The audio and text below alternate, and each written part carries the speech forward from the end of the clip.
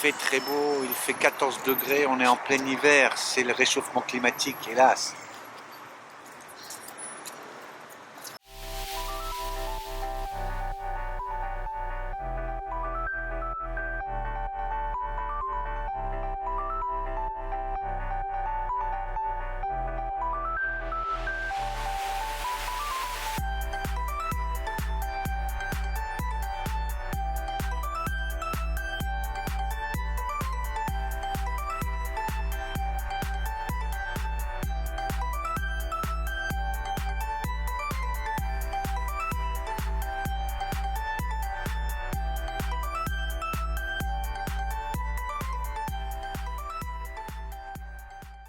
Faisait les rues de Paris à l'époque, c'était des pavés.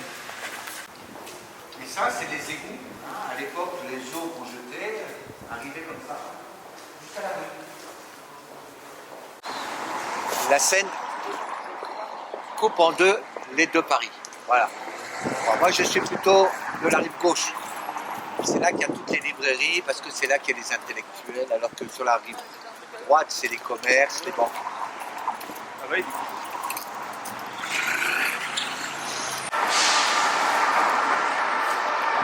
Avant l'île de la Cité, ce n'était que pour les rois.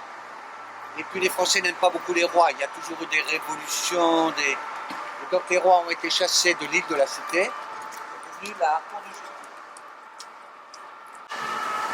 Ce sont des petits restaurants, mais d'excellente cuisine. J'ai souvent été invité par les avocats pour manger chez Monsieur Paul, par exemple, très connu. Dans le 13e arrondissement, nous pouvons aller à pied tout le long de la Seine, n'est-ce pas, sur les quais comme ça. Et le dimanche matin, souvent, quand j'ai envie de vraiment me détendre de la semaine, c'est 2 heures de marche sur les quais comme ça. C'est très agréable.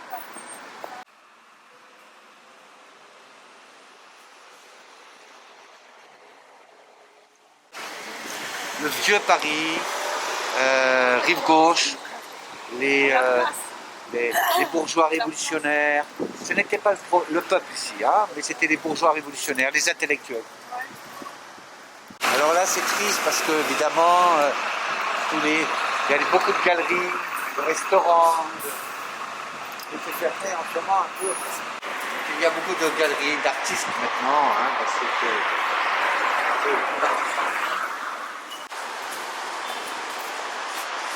donc on voit bien les vieilles rues de Paris. À l'époque, il n'y avait pas les voitures, il y avait un peu de chevaux, mais on marchait beaucoup à pied. Là, les rues sont très étroites, vous voyez.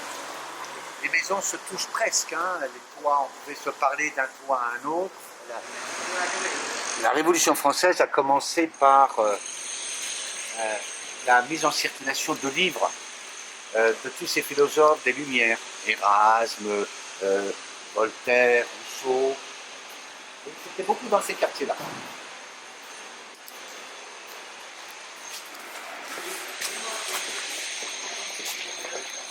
Donc avant, il y avait beaucoup de vieilles librairies comme ça, où les livres ne s'achetaient pas pour mettre chez soi. On achetait un livre, mais surtout on achetait un livre d'occasion.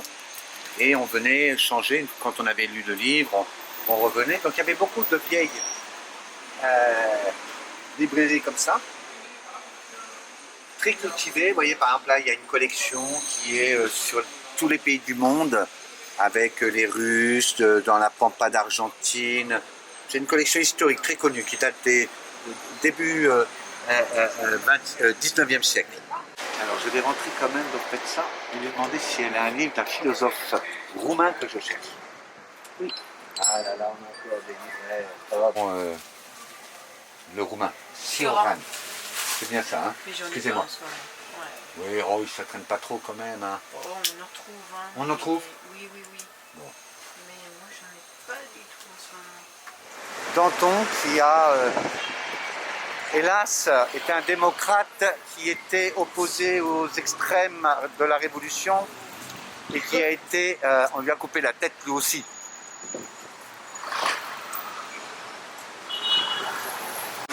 Les éditeurs, ça veut dire que c'est là que les éditeurs se retrouvaient avec les auteurs pour parler des livres, échanger avec les auteurs, les rencontrer. Et là, il est fermé.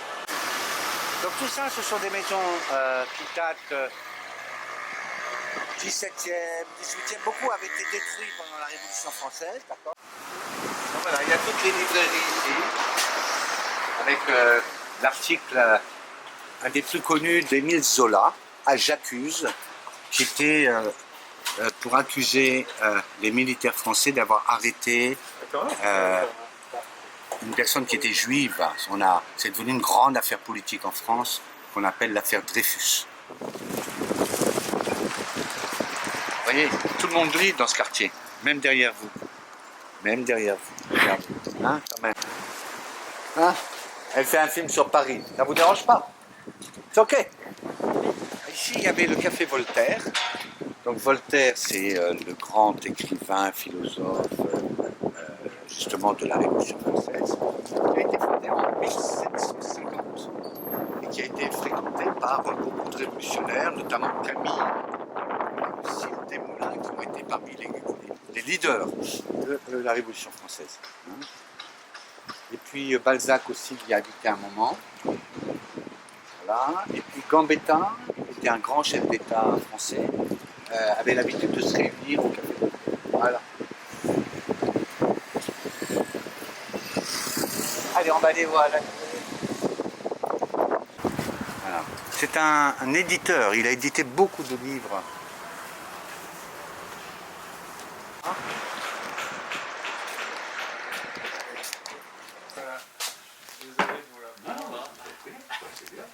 Non, je n'en ai pas.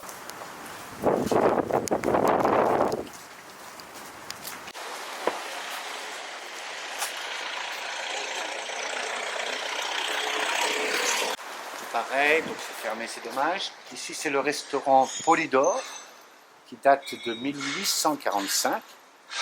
Très connu là encore comme étant le lieu où se retrouvaient les grands écrivains, les grands philosophes français. Hein, comme je vous dis, tout le quartier a été aménagé plutôt après ce qu'on appelle la Restauration, c'est-à-dire 1848, l'arrivée de Napoléon II.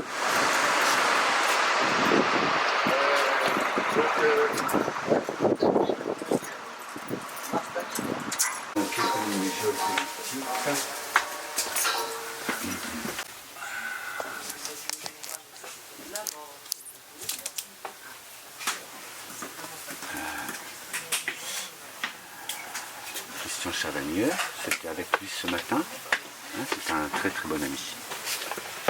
Il travaille sur la finance. Voilà.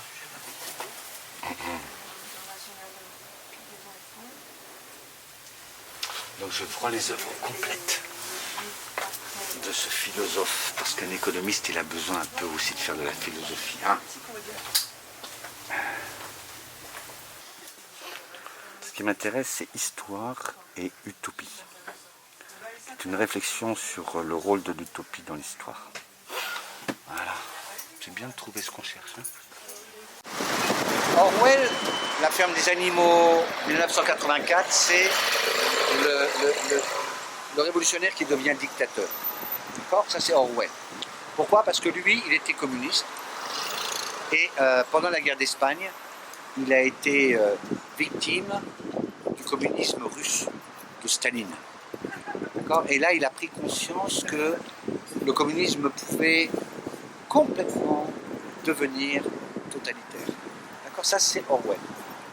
On va réfléchir à un régime totalitaire doux, soft, intelligent.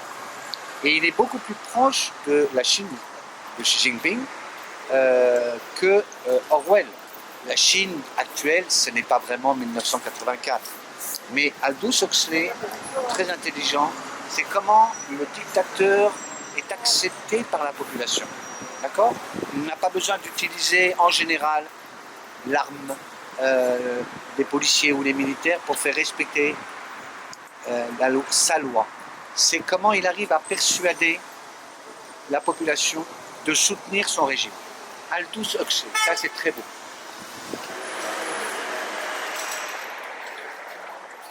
Alors pendant toute ma jeunesse ici, c'était pas les touristes, c'était les étudiants. Donc nous nous rencontrions, c'était sur les trottoirs, il y avait plein de cafés. Maintenant c'est devenu le quartier des touristes. Après la révolution de 1968, le quartier latin, les touristes sont venus. Et donc maintenant c'est des restaurants grecs, libanais, etc. Mais il n'y a plus les cafés où les étudiants se retrouvaient et faisaient tous les jours la révolution dans leur tête. Voilà, pour ça tu aimes quand même venir dans ce quartier. Et au milieu encore, comme je vous disais, quand il n'y avait pas l'eau courante et les égouts, eh bien les gens sortaient avec les seaux, comme en Chine quand j'ai connu, hein, et on mettait son seau au milieu et c'était apporté ici dans les égouts qui étaient sur les côtés. Mais Paris était très sale comme ville. Un vieux restaurant comme celui-là, ça s'appelle la Cochonaille. Donc les Français sont comme les Chinois, ils aiment beaucoup le cochon. Donc là, c'était un restaurant très connu parce que vous aviez toutes les spécialités de Cochonaille. Voilà. Ça, il n'y en a plus beaucoup maintenant. C'était un accident, hein. Ça n'a pas brûlé comme ça tout seul. C'est des ouvriers qui travaillaient dans l'électricité. Et l'électricité a flambé.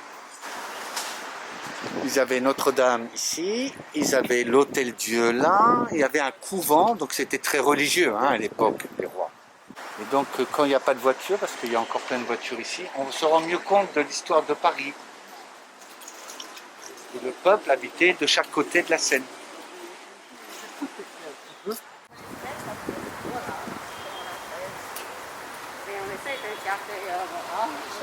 La circulation automobile ne permet plus de se garer ici pour chercher des fleurs. Donc c'est plutôt pour les touristes maintenant.